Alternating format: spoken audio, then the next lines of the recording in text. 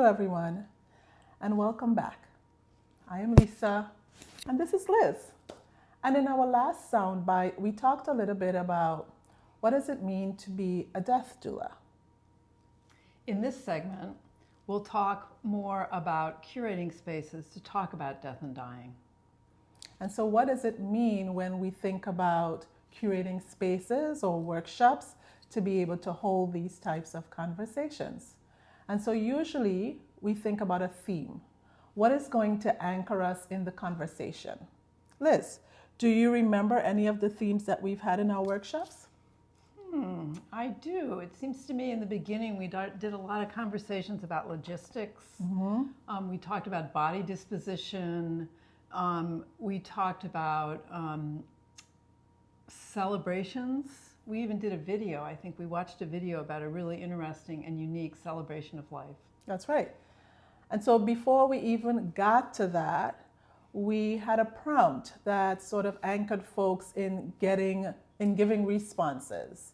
And so the prompt was, when was the first time you really thought of your own mortality? So what prompted that?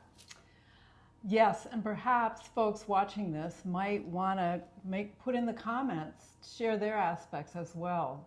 So for those of you viewing this, when was the first time you thought about your mortality, and what did it bring up for you? Yeah, and so for me, I think I remembered I used the example of a magnifying glass.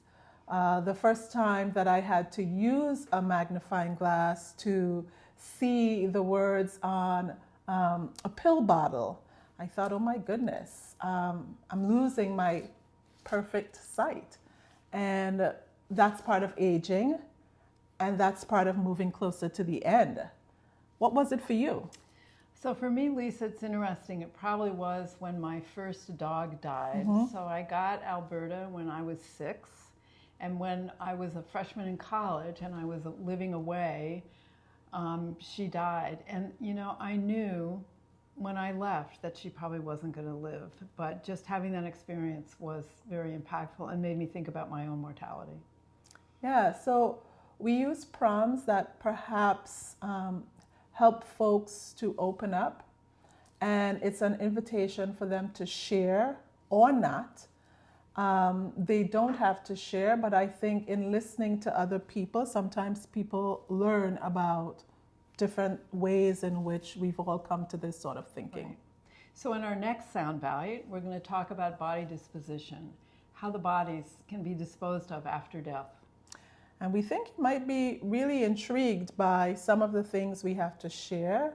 I think sometimes when we think about death, we simply think about burial and we think about cremation. So join us for our next installment of Unveiling the Shroud. Here's to living your life more fully as we embrace conversations about its end.